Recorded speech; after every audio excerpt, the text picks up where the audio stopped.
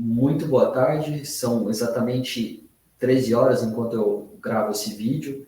Novamente, para quem ainda não me conhece, eu sou o João, sou um dos responsáveis aqui pela mesa de renda variável da Convex Investimentos.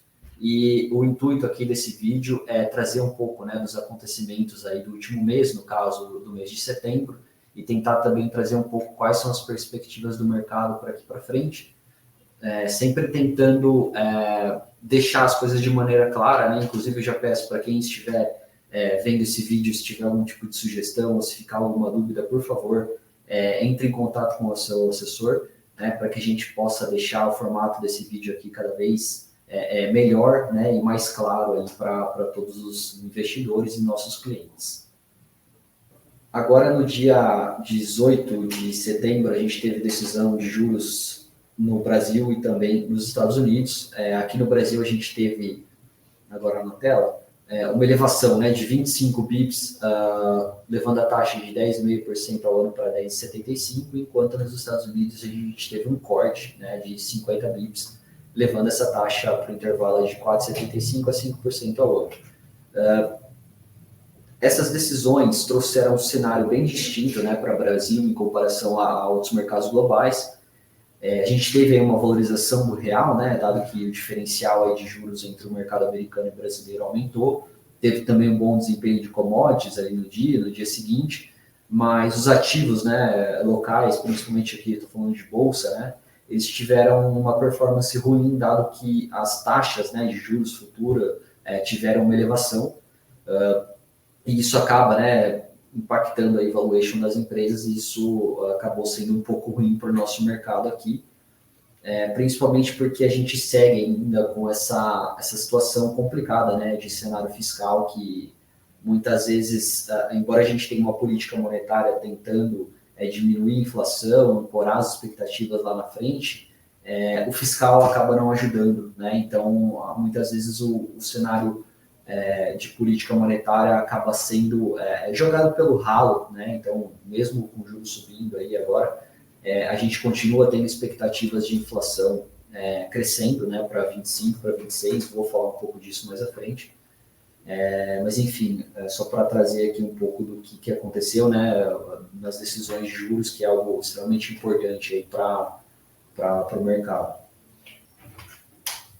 Importante falar aqui do petróleo, né, que teve uma volatilidade bem grande em setembro.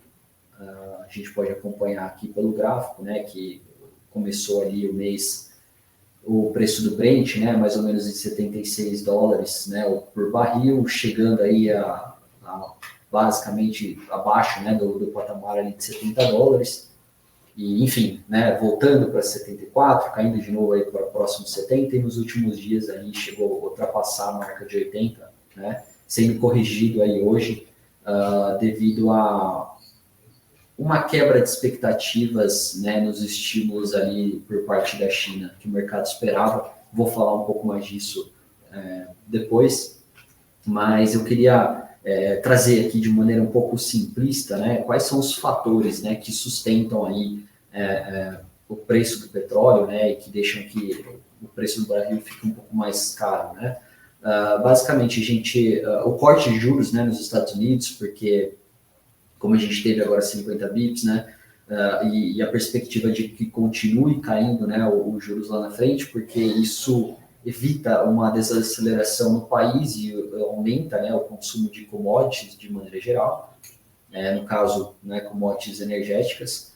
A gente teve também uma queda dos estoques de petróleo nos Estados Unidos, que atingiram aí o nível mais baixo em um ano, na última semana.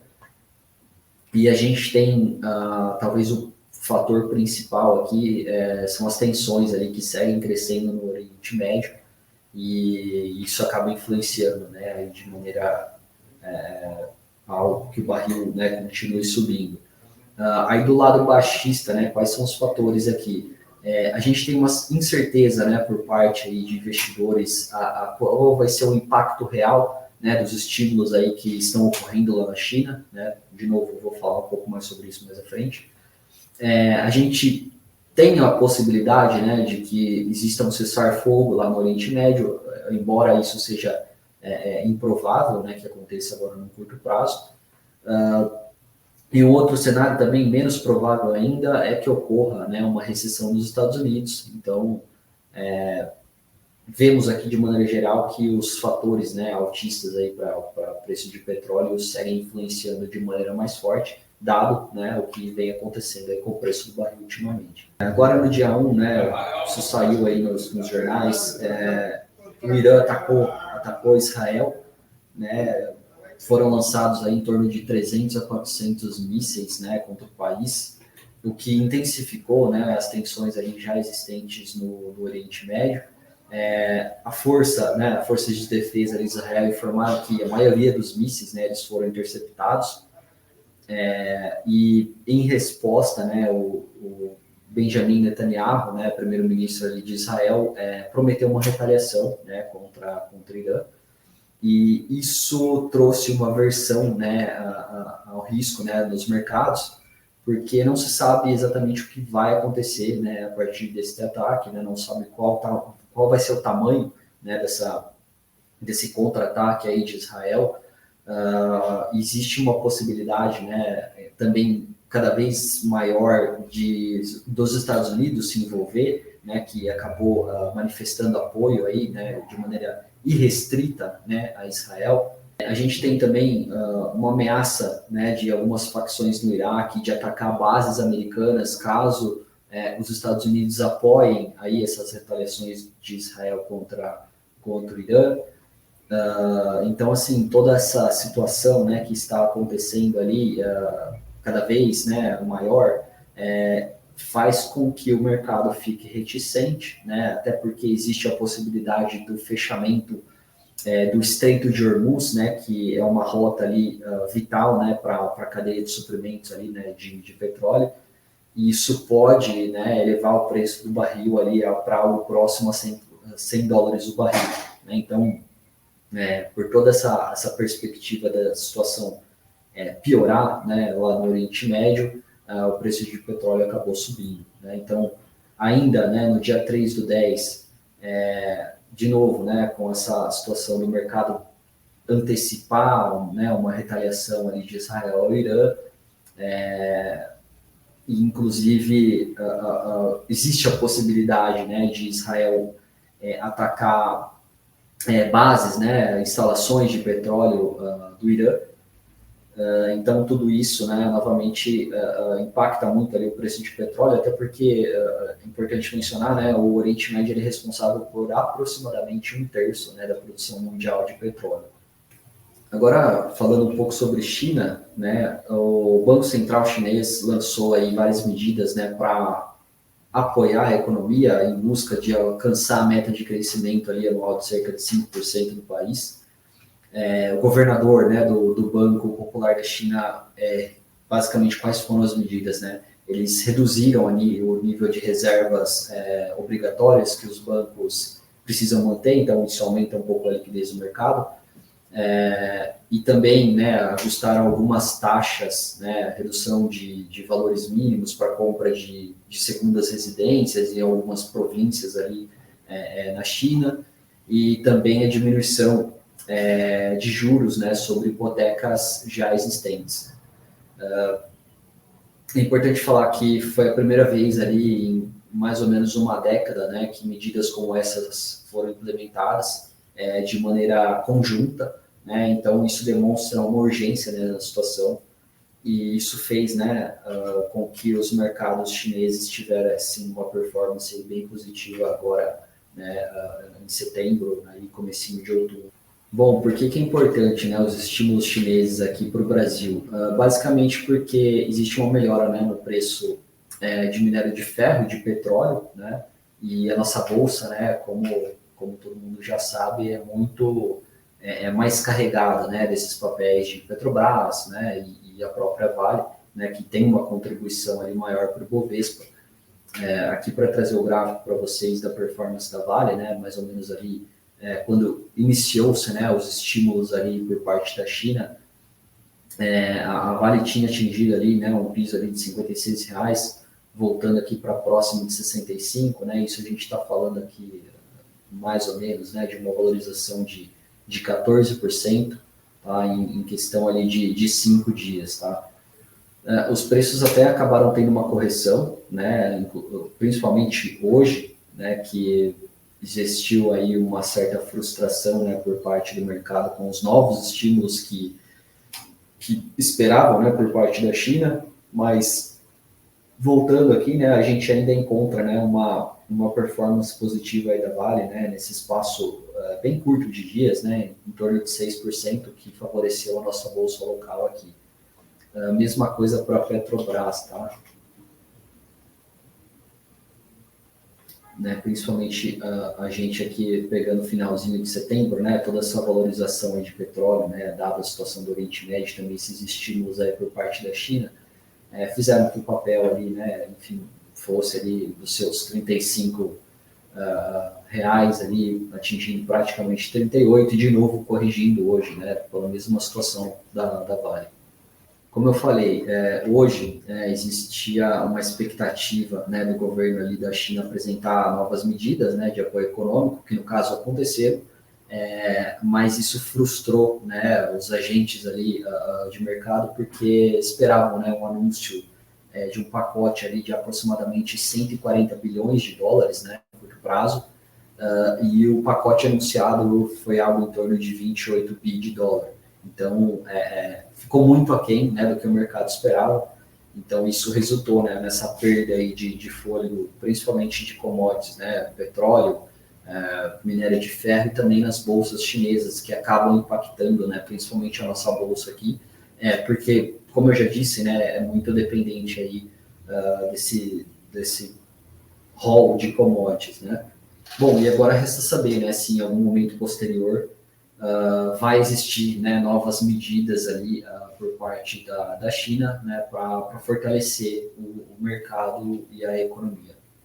Agora falando um pouco sobre o mercado americano, no vídeo passado eu havia comentado que o payroll de agosto era basicamente o que influenciaria, né, se o corte de juros lá nos Estados Unidos viria em 25 ou 50 bips. O que aconteceu?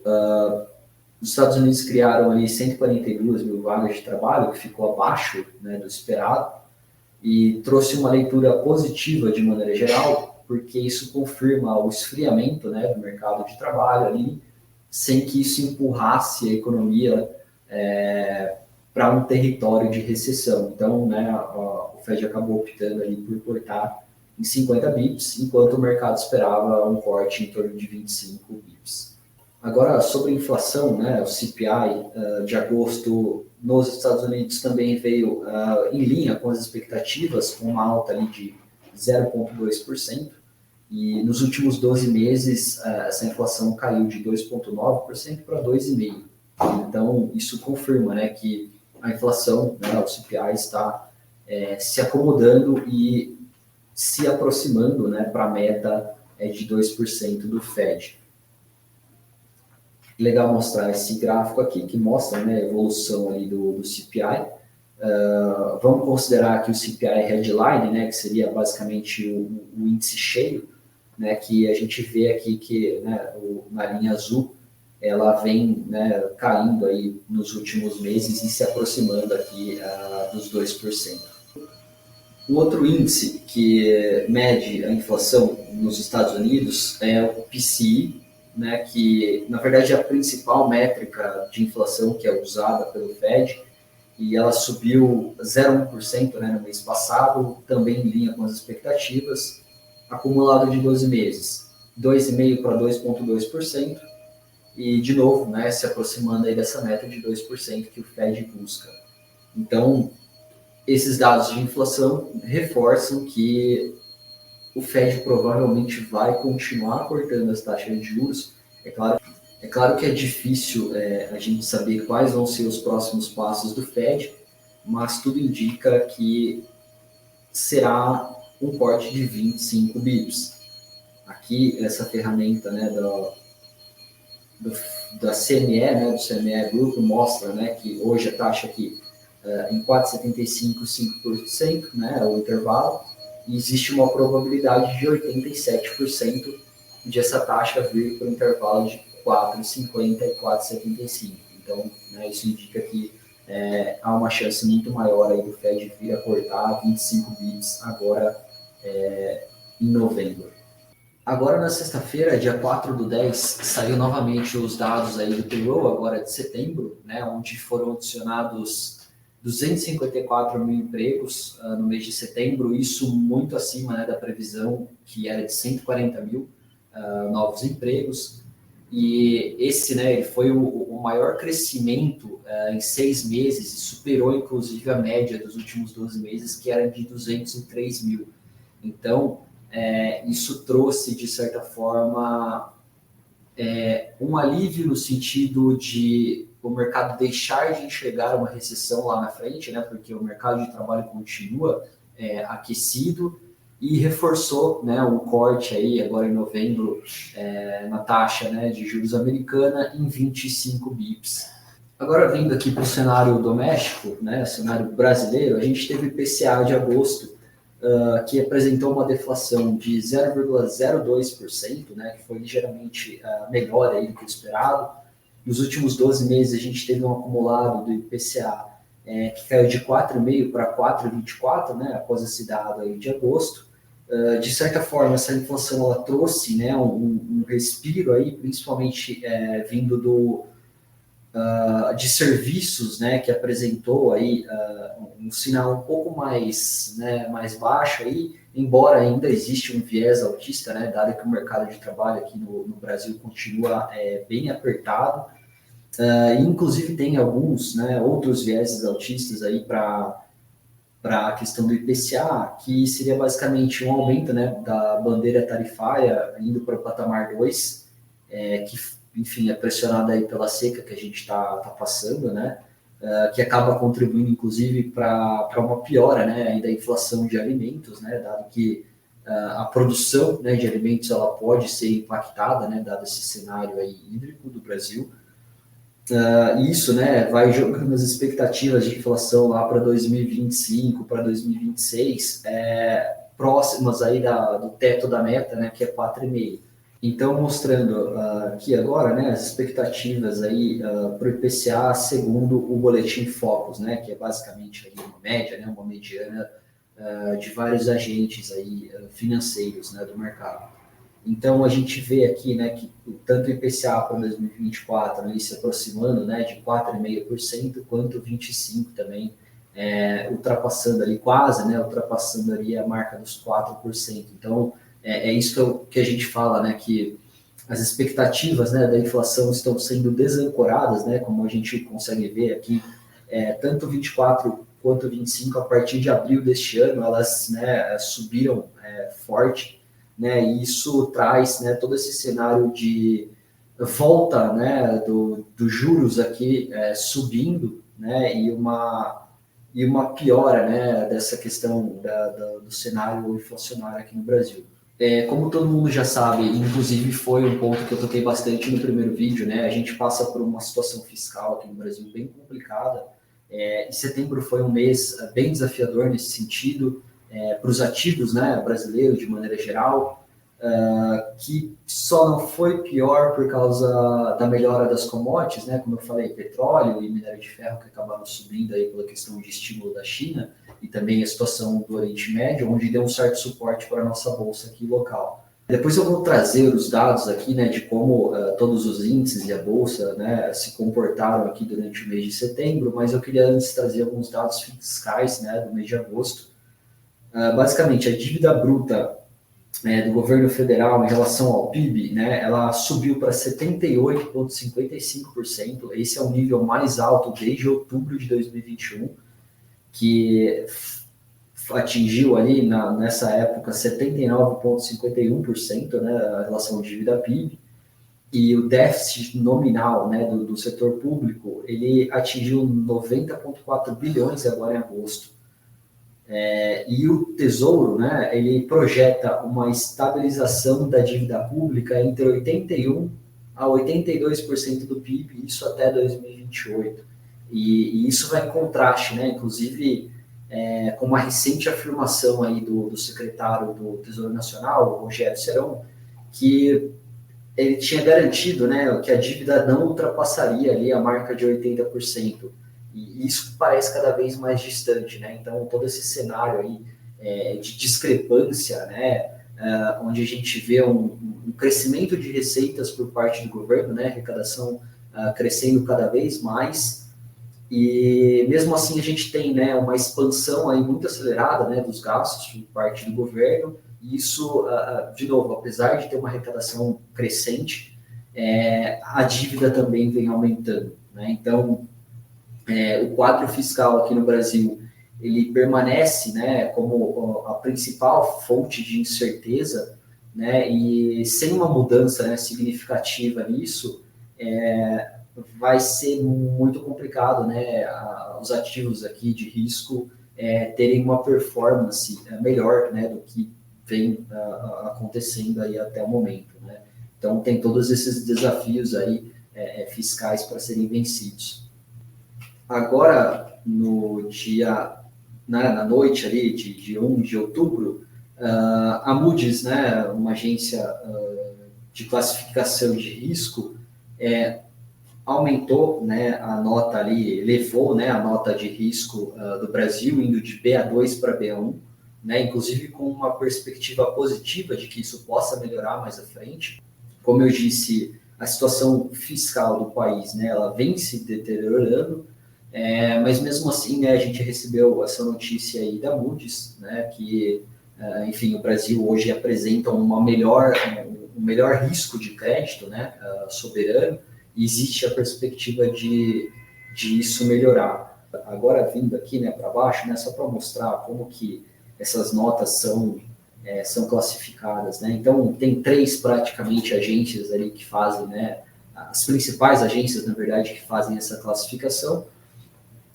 A Moody's aqui, como eu disse, subiu de BA2 para BA1, deixando o Brasil apenas um degrau, né, do grau de investimento aqui, enquanto a S&P, né, e a Fitch ainda seguem, né, com uma nota 2 degraus abaixo ali, de um grau de investimento.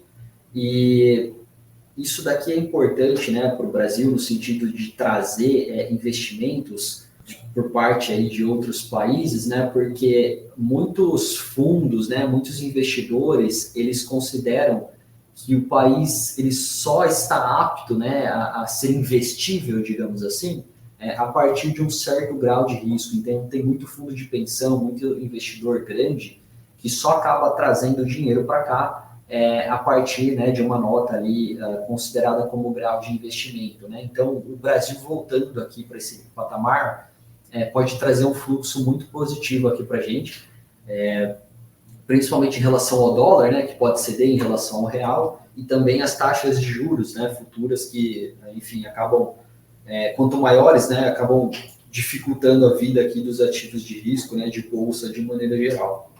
A decisão por parte da Moody's ela foi bastante criticada pelo mercado, né, porque muita gente diz que muitas vezes as agências, né, classificadoras aí de risco, elas acabam focando muito mais no passado do que no presente, né? Então, esse upgrade aí da nota, ele era muito mais coerente, né, com as promessas lá atrás de quando o arcabouço fiscal foi criado, né? Mas a gente, né, ao longo do tempo aí vem notando que a probabilidade, né, desse arcabouço fiscal ser cumprido, né, enfim, a implementação desse arcabouço ela não tem dado muito certo, e então isso vai um pouco contra, né, toda essa situação fiscal do Brasil com uma elevação na nota de crédito, né? Então existe uma falta de clareza, né, sobre quais medidas aí que o governo vai adotar, né, para conter aí o avanço, né, dessas despesas.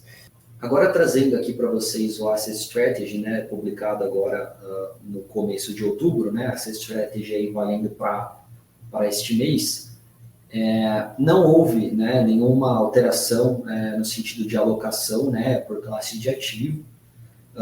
Aqui, inclusive, né, o BTG diz que as mudanças, né, que foram feitas aí anteriormente já preparam, né, os portfólios para esse ambiente um pouco mais complicado, principalmente dado esse aumento de juros que vai continuar acontecendo aqui no Brasil.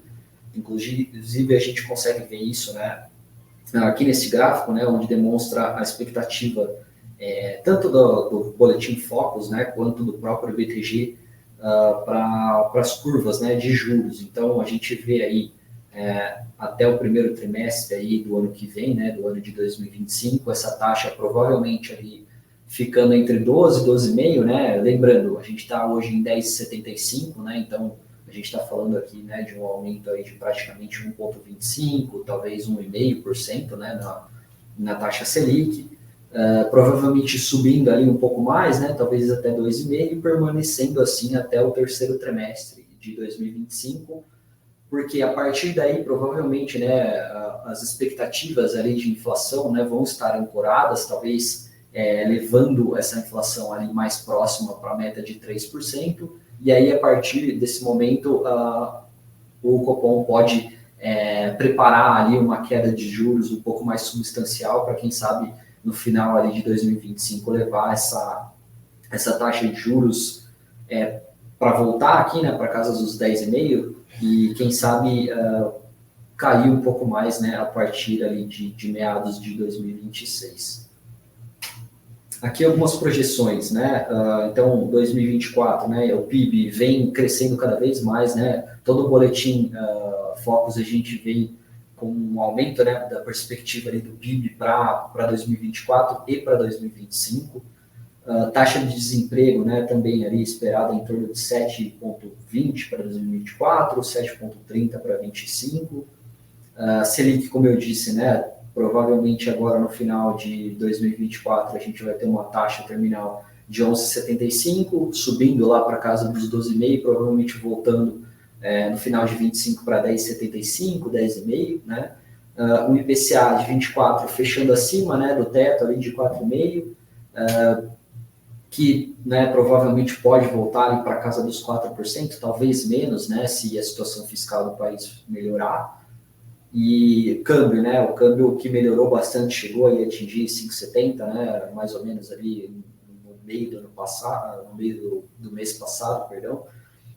E aí, com esse aumento de diferencial de juros, né, que eu até mencionei anteriormente, o câmbio deu uma cedida, né? E aí a projeção é para terminar esse ano aí próximo da casa dos 5,40, 2025 também muito próximo desse patamar. E, como eu disse, né, a dívida pública aqui, né, em relação ao PIB, a dívida bruta em relação ao PIB, ultrapassando a casa dos 80%, né, o que é um ponto de preocupação, atingindo ali em 2025 algo em torno de 81,6%. Mostrando aqui, né, qual foi o desempenho do mercado, né, em diversas classes de ativos agora no mês de setembro, né, de 24, a gente teve aí CDI em 0,84%, tá? Tem uma correção aqui, na verdade, correta é 0,84%.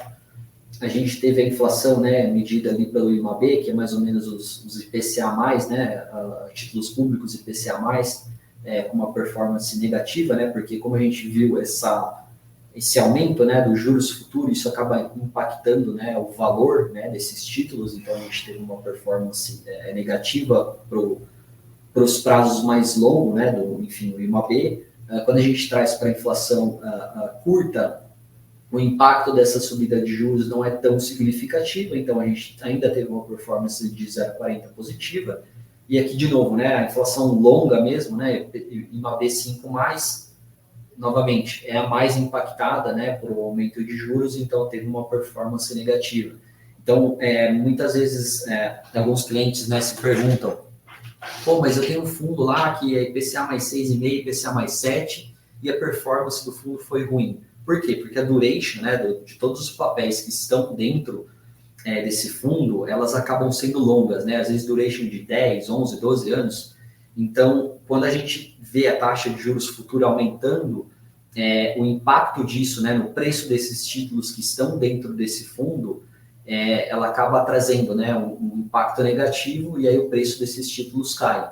É claro que, de novo, quando você carrega esse fundo por um prazo longo, esse efeito ele acaba sendo atenuado, e aí é muito próximo, né, a proxy, né, ou mais ou menos o efeito de carrego, né, do fundo desse vai ser aquilo ali que ele está dizendo, IPCA mais 6,5, IPCA mais 7, IPCA mais 7,5, mas num prazo curto, quando a gente tem tanto uma subida de juros, né, quanto uma queda, é bem provável que exista, né, essa volatilidade grande, mesmo quando a gente está falando de renda fixa, né, os tal dos títulos, né, que são IPCA+.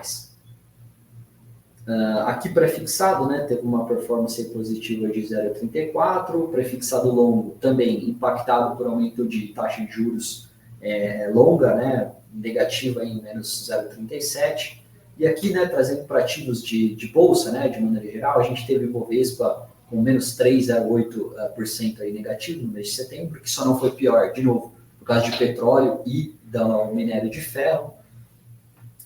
Small caps, né, empresas de menor capitalização aí caindo bem mais, em 4,41%.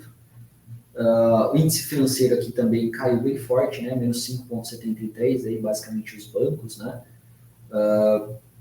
Inclusive, né, o IFIX, né, que mede aí a performance, né, de uma cesta de fundos imobiliários, teve também uma performance negativa em 2,58%, também por um aumento, né, nas taxas aí de juros que acabam prejudicando esses ativos de risco.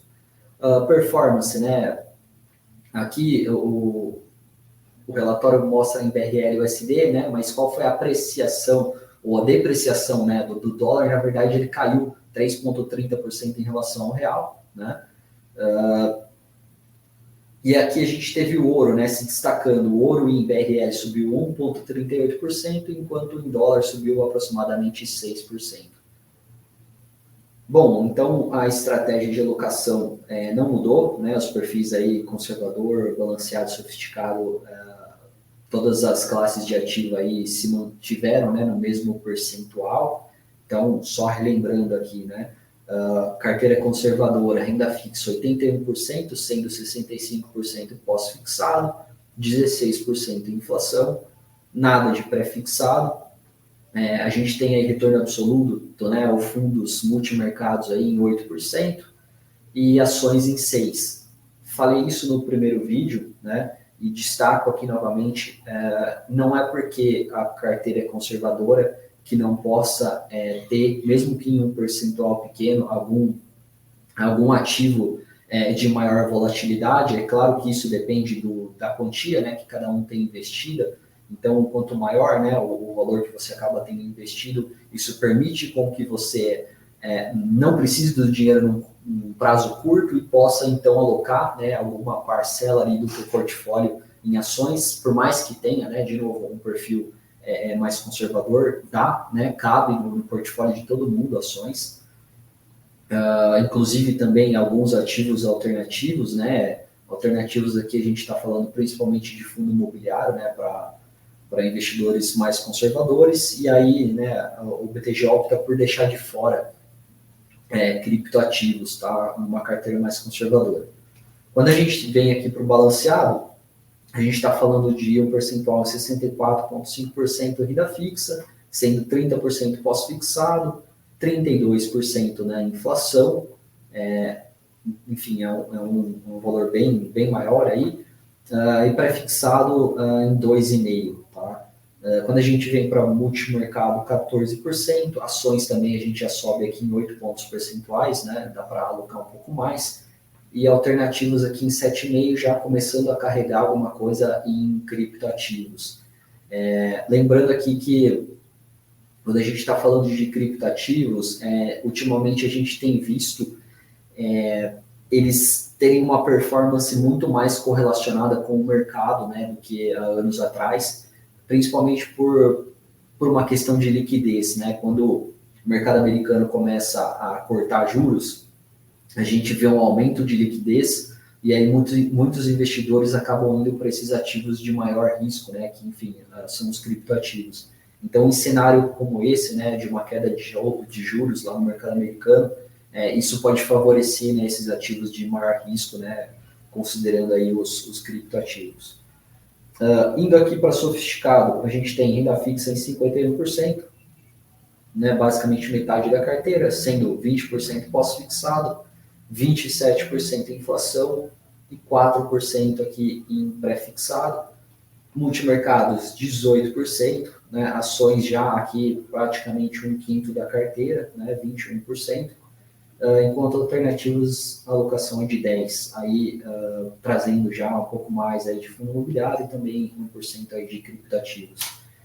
Importante aqui dizer, para, né, conseguir entender quais produtos seriam ideais para cada classe de ativo, fala com o teu assessor. Se você não tem assessor e está vendo o vídeo aí, pode, enfim, entrar em contato aí com alguém da Convexa, tá?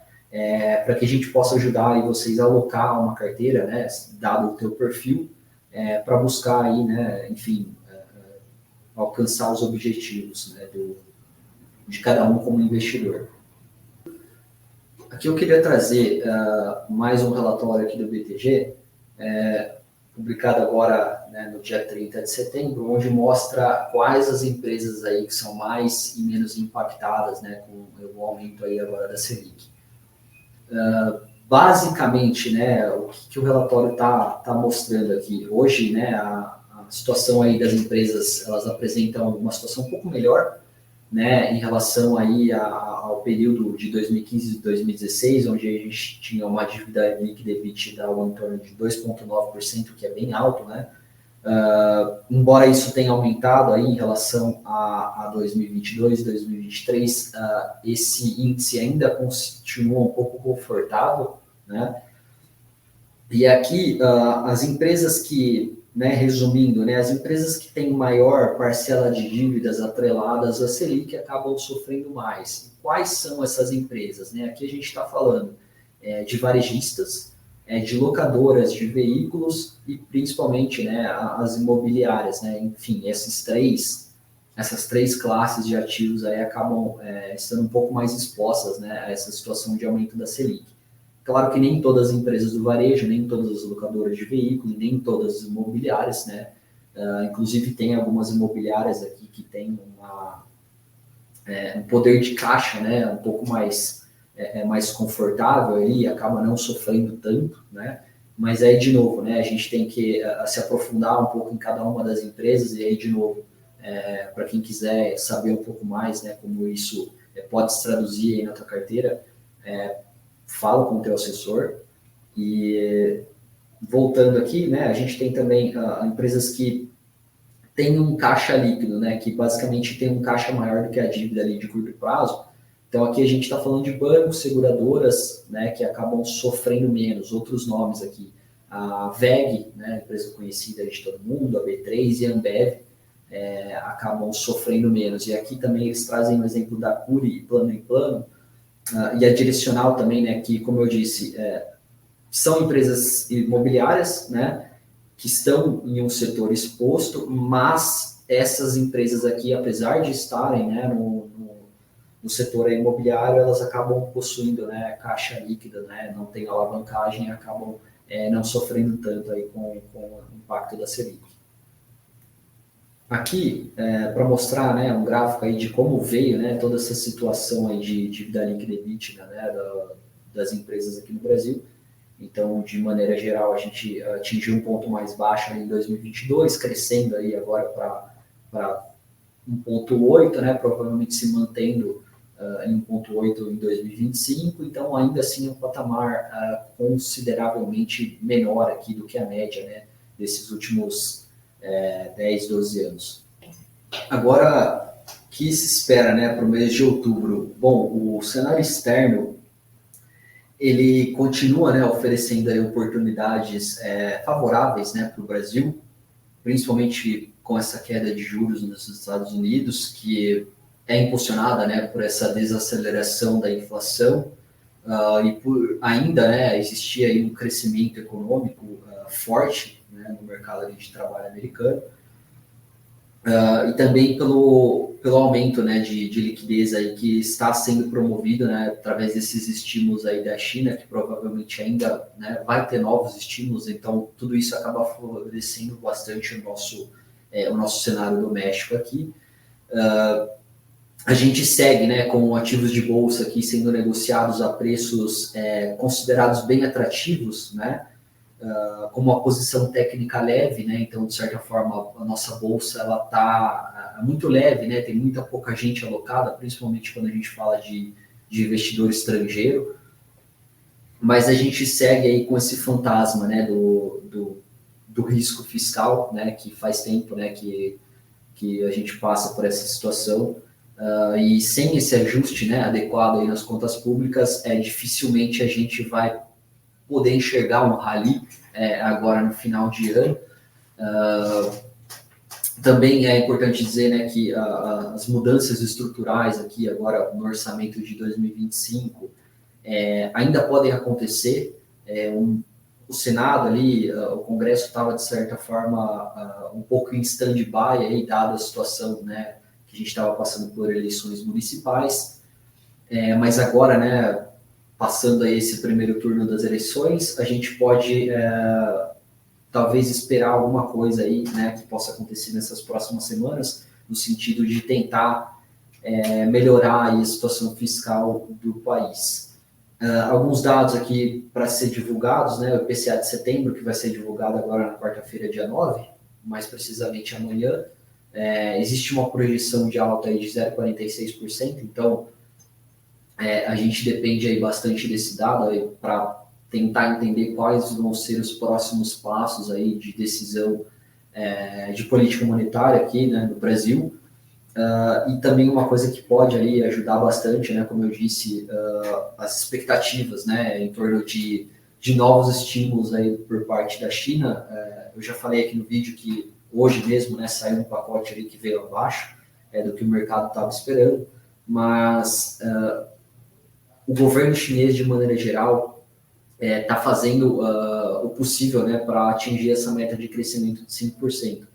Então, caso, né, o governo ali de alguma maneira enxergue que isso não vá ser atingido, é bem provável que novos estímulos possam acontecer e isso, né, acaba impactando aqui o nosso mercado local.